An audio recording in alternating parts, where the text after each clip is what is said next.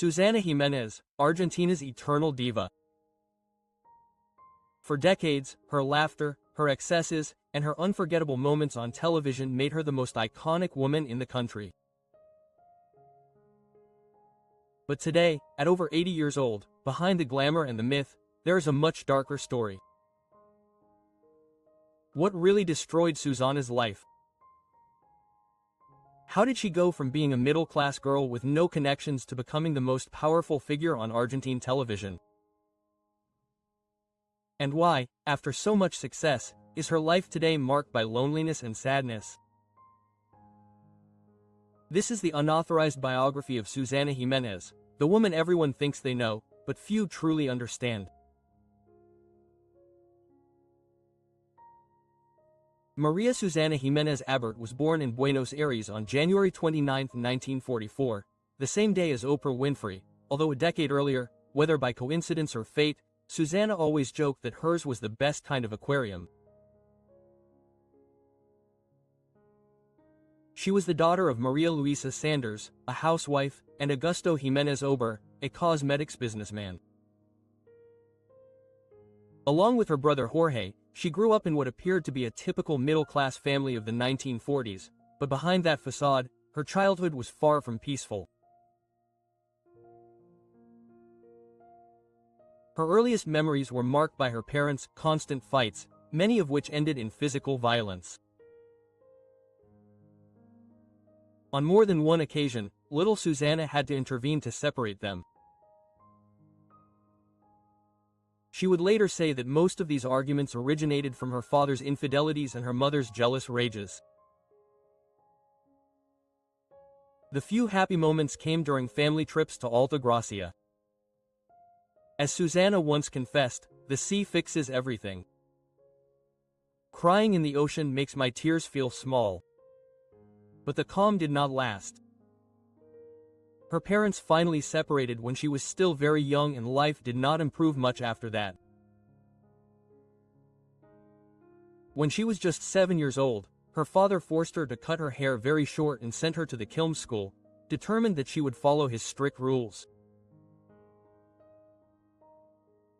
Those years were especially hard, far from her family, surrounded by cold classmates and the object of ridicule for not speaking English, which was mandatory at school. The nights were even worse. The beds barely had blankets, and Susana developed serious bronchial problems. After 3 years, her father finally brought her back home due to her deteriorating health. But at home, nothing was the same. Her father had remarried and had started a new family with 3 more children, Patricio, Carolina, and Federico. Her mother, for her part, was absorbed in taking care of Jorge, who was facing mental health problems. In the midst of all this, Susana found refuge in her maternal grandmother, Cecilia. She was the one who made her feel truly protected, teaching her to knit, sew, and appreciate the small joys in life. However, the most influential figure was her grandfather Alberto, with whom she used to go to the movies. Together, they would spend entire afternoons in theaters like the Palace Blanc or the Palace Royal, watching up to 3 movies in a row. Back home, Susana would stand in front of the mirror and pretend to be the star of the movies she had just seen. Her fascination with show business only grew. She even wrote letters to Hollywood stars and, according to her, received replies from Elizabeth Taylor and Lana Turner. Whether it was true or not, Susana preferred to believe it. Even so, fame seemed like a distant dream. With no family ties in the entertainment industry, she resigned herself, at least for a while, to living a normal adolescence, studying at school and leading the life of any girl of her time.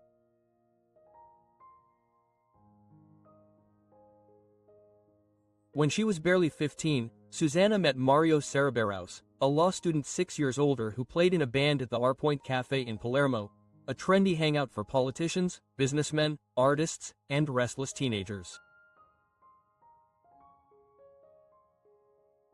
To Susana, he was the most handsome man in the country, even though he came from poverty and was going through financial difficulties. Romance blossomed quickly, and they began dating. In 1962, while still a minor, Susana discovered she was pregnant. Back then, society might look the other way when it came to men dating minors, but having a child out of wedlock was unforgivable.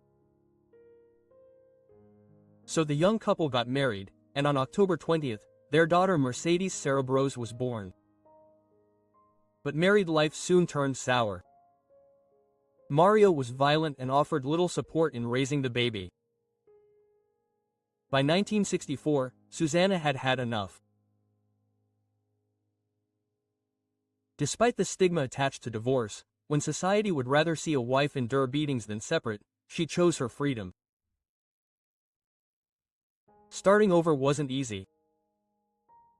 Susana began working in her father's factory to support Mercedes while studying to be a teacher. She graduated with honors, but never practiced her profession.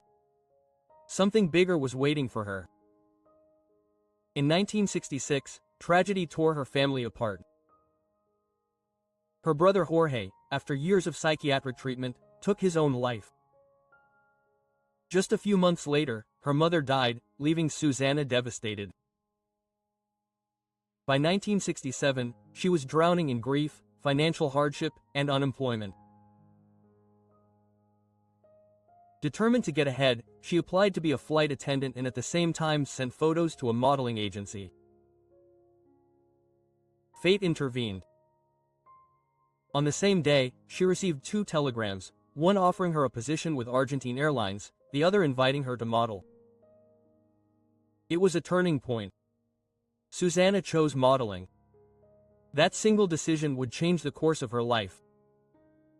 She began appearing in advertisements and quickly built connections with producers and photographers. Networking opened doors to television commercials and magazine productions. She accepted every opportunity, not out of ambition at first, but because she needed the money to raise her daughter. Shortly after, she joined the advertising agency Lowe as part of their talent team. During one of her sessions, she met Hector Caballero, a young publicist who became her second great love. She would later become one of the most influential producers in Argentina, even responsible for bringing Michael Jackson to perform in Buenos Aires. At that time, Susana was still just a model, barely known outside the advertising world. But everything changed the night she entered a party organized by Gente magazine at the legendary Mama Mao nightclub, the place where every celebrity had to be seen. Amidst the lights and the crowd of stars, photographer Eduardo Forte noticed her. He took a single photo of her that would alter her destiny. Days later she appeared on the cover of Gente with a headline that caused a sensation: Susana Giménez killed in Mau Mau. The new girl has her secrets and weapons. From that night on, Susana became a regular presence on the covers of the magazine, and very soon, in 1968, she made her first appearances on screen. Her first roles were small, in films like In My House I'm the Boss, the novel of a poor young man, and The Great Robbery. But her name did not appear in the credits, which at that time meant almost nothing. Without credits there was no way to prove your work. IMDb didn't exist and neither did the internet. It was there, but only unofficially. Even so, she kept trying. Her next roles came in Coup de Grace and Tu me enloqueces un verano, which made it clear that the industry was starting to recognize her presence. However, her real big break was yet to come. In 1969, she traveled to Tres Cascadas in Córdoba to film a television commercial for Cadem soap. At first glance, it seemed like just another job, but it wasn't just any ad. It was for a deodorant soap with a striking lemon scent promoted with the slogan of giving a shock of freshness. The commercial became an overnight phenomenon. Practically everyone in Argentina repeated the word shock, and everyone knew the face behind it: Susana Giménez. With just one campaign, she went from being a rising model to a household name. From then on, Argentina had a new diva and her legend was just beginning. In 1970, Susana landed a supporting role in the film Los Mochileros, where she shared scenes with Soledad Silveira and Victor B., son of the country's most enigmatic erotic film director. The film was a critical disaster, but Susana was undaunted. Her real breakthrough awaited her on television. At that time, opportunities to showcase talent were scarce. There was no TikTok, Instagram, or YouTube. Platforms were limited: television, theater, magazines, and radio. And among all of them, television was the most coveted, but also the most restricted. Only one channel, one distribution line, and barely 24 hours of content a day depending on the budget. The competition was fierce. Even so, Susana managed to make her way. She became part of Marriages and Something More, one of the most successful programs on Argentine television. The series told the stories of families from different social classes with sharp and mischievous humor, something like a retro Married with Children. That same year, her performance earned her a Martín Fierro Award. In any case, at that time, critics valued theater much more than television. For Susana, TV became the gateway to the stage, the place she had always dreamed of, inspired by her grandfather. She soon joined the cast of José Pepe Cibrián's comedy Las Mariposas Son Libres. The play premiered at the Astral Theater and became a worldwide success celebrated by critics and audiences alike.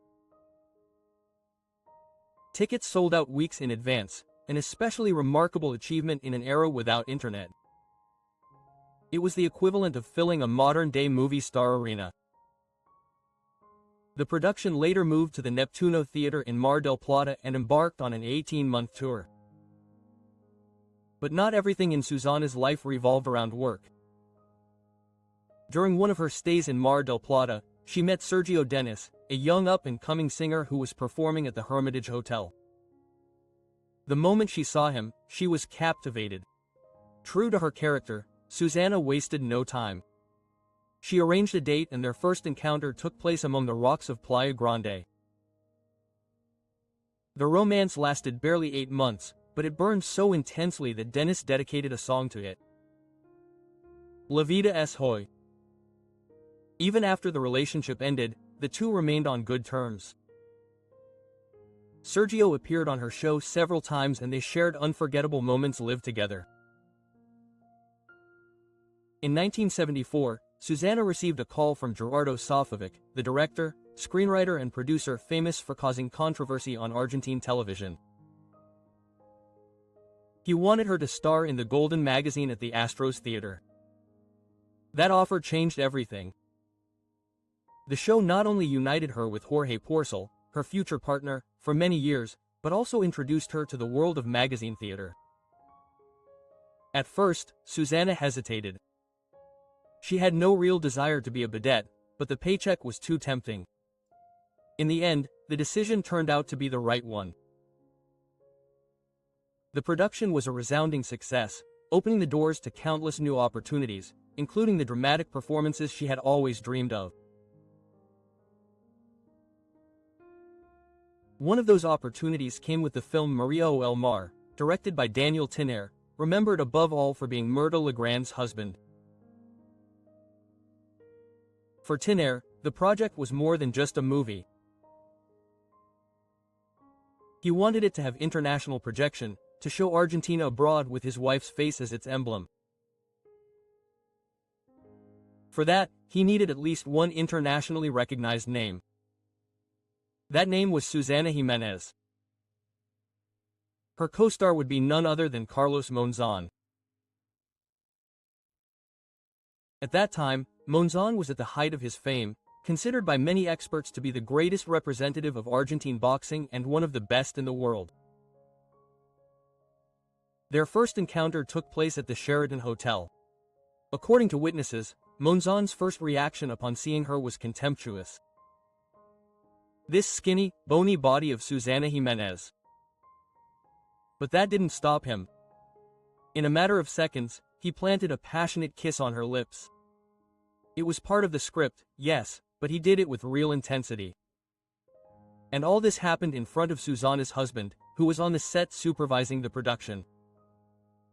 To make matters even more striking, Susana herself had invested money to finance the film. The movie was loaded with erotic scenes and soon reality began to blur with fiction. It is said that after filming a love scene on Miquel Island, Susana invited Monzon to have coffee at her house. From that day on, sparks ignited between them and the passion did not stop. According to legend, the chemistry was so uncontrollable that they often continued their fiery encounters, even after the director had shouted, "Cut," several times. Decades later, director Gita himself confessed what everyone suspected. It was quite an erotic story. We had to do intense scenes together and that created a favorable climate. We got turned on and we couldn't handle it. And what happened to Hector, Susana's husband at that time, gradually fell behind, disappearing from her life. First he traveled to Paris, then to Seville, and finally he disappeared from the scene. With him out of the picture, Susana no longer had to rush home or keep up appearances. And since most of the filming was done at night, what had to happen, happened. For Carlos Monzon's wife, however, the story was very different. Her name was Mercedes Beatriz Garcia and she was living in Santa Fe when she discovered her husband's affair, not through rumors, but through reports in the newspapers. Carlos and Susana had become the most photographed couple of the time and their romance was named the love story of the year. And since feminism was still far from mainstream, Mercedes decided to take matters into her own hands. The first confrontation occurred at the film's premiere on August 8, 1974, at the Atlas Cinema. Mercedes waited outside, confronted Susana and hit her repeatedly. Before leaving, she warned her that this was only the beginning. Next time, she said, she would shoot her in the head. It came as no surprise that Monzon's marriage ended shortly after. Susana moved in with Carlos in an apartment in Belgrano, but their relationship soon became complicated. Susana tried to smooth out her rough edges, even hiring a private tutor to improve her general knowledge. But Carlos made fun of her attempts, publicly mocking her poor domestic skills. She doesn't even know how to make a stew, she doesn't even know how to prepare a mate cocido. But hey, I put up with him because he wears those tiger boots, those pants, and perfume from outside. Despite her sharp tongue, Susana defended him more than once. She may not know how to cook or clean, but she knows about culture. It's a matter of taste. They were together for 4 years, but the relationship ended up falling apart under the weight of violence.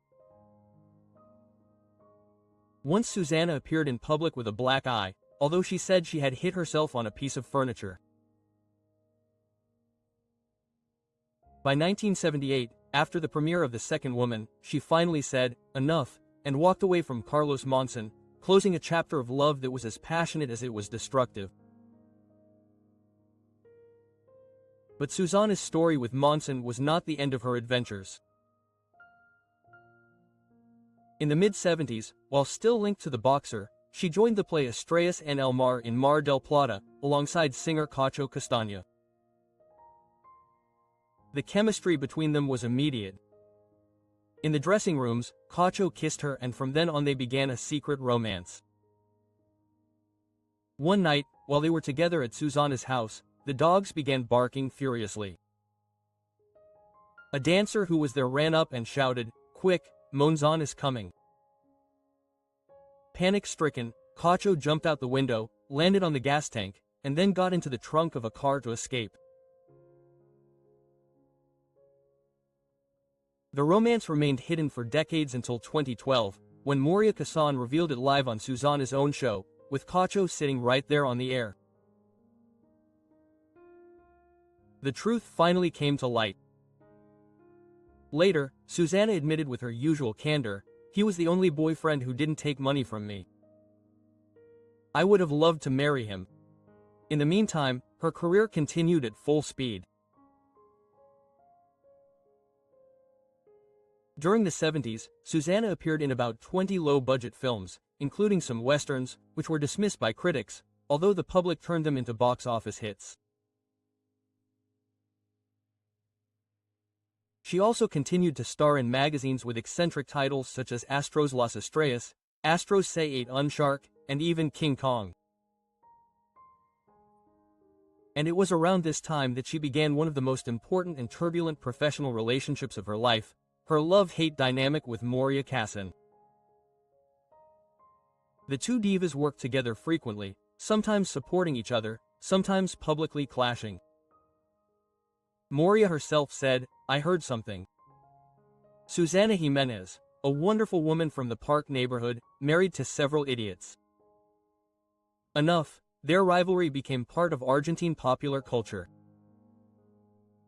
Both were also regulars in the naughty comedies produced by Alberto Olmedo and Jorge Porcel, icons of the time. It was during one of those shoots that Susana underwent a transformation that would mark her forever. She planned to keep her hair red, but when the colorist couldn't find the right shade, she ended up leaving it platinum blonde. What seemed like a mistake became destiny.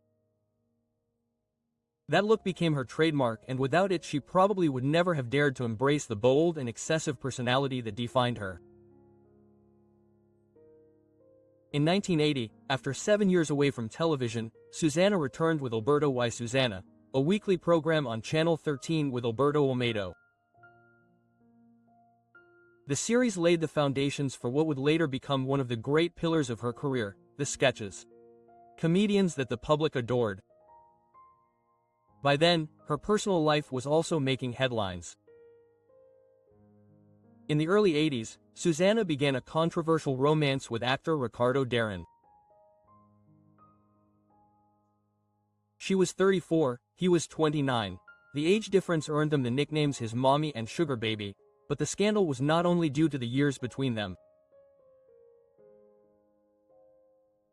The real controversy was that Susana had known Darín since he was just 15. Despite the criticism, the relationship lasted 9 years. They even starred together in the play Sugar, where Dari met the woman who would become his wife. When he fell in love with her, the relationship with Susana ended. Even so, there were no hard feelings. Susana and Ricardo said goodbye on good terms, maintaining an affectionate bond and what they themselves described as a kind of extended family. In 1985, Susana broke the mold by posing nude for Playboy, becoming the first Argentine to appear on the cover of the national edition of the magazine. That same year, she became the first Argentine to appear on the cover of the magazine's national edition. By that year, her fame had reached such a magnitude that she even had her own Barbie-style doll, which outsold the original in Argentina for months. But the real turning point came in 1987. That was the year Hola, Susana was born. The television show mixed phone-in contests where viewers could win life-changing prizes with musical numbers and celebrity interviews. It quickly became a national sensation. Entire families would wait by the phone, hoping that Susana would dial their number and put them on the air. It was also around this time that her most loyal fan, Lorna Irina Gemito, showed up. Lorna, who had been bullied at school, found strength in repeating her dream of one day meeting her idol. She wrote Susana a letter, and the star not only read it, but invited her to meet her. From that moment on, wherever Susana went, Lorna followed her. By 1990, Susana was already considered one of the most influential women in Argentina and all of Latin America. She even released an album, a light-hearted extension of her brand. Television, but proof that her name alone could sell. In 1991, she signed a historic contract with Telephone for $1 million a month, which made her one of the highest-paid artists in the country. She was no longer just the face of the program. Susana was its creator and undisputed boss, orchestrating every detail. Her role as an interviewer gave the audience unforgettable moments, such as when she managed to reconcile legendary actresses Tita Merello and Malvina Pastorino live after years of enmity. In 1994, Ola Susana moved to prime time, achieving astronomical ratings of more than 35 points, with more than 3.5 million viewers at the same time.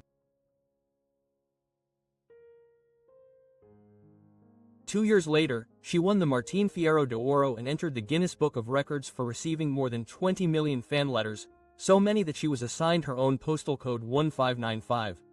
In the late 90s, a dispute with her producer led to the program being renamed simply to La Esperanza. Susana Giménez, but it hardly mattered. By then, her name alone was enough to guarantee her success.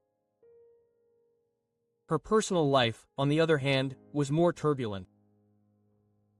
She married former polo player Humberto Roviralta, but in February 1998 the marriage broke up.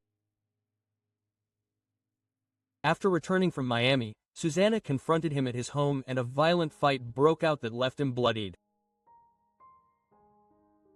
Their home became a scene of chaos with relatives, friends and even their doctor rushing in. In the meantime, Humberto showed his injuries to the press. Susana explained that she had only defended herself by throwing an ashtray at him after he tried to attack her. The divorce became one of the most publicized in Argentine history. Humberto was left with $10 million, although Susana always insisted that she never discussed figures. He tried to attack me. I just defended myself. The episode left her determined never to marry again. Living apart is the true maturity of a human being, she declared. In 2006, she briefly stepped away from television to travel and rest, but in 2007 she returned, once again attracting more than 3.5 million viewers. Even as the years went by, she remained relevant, offering iconic, funny and sometimes absurd moments that kept her at the center of the scene. In 2015, she returned to her theatrical roots in the role of Judas. The play sold out the same day it was released and became one of the most successful shows of the year.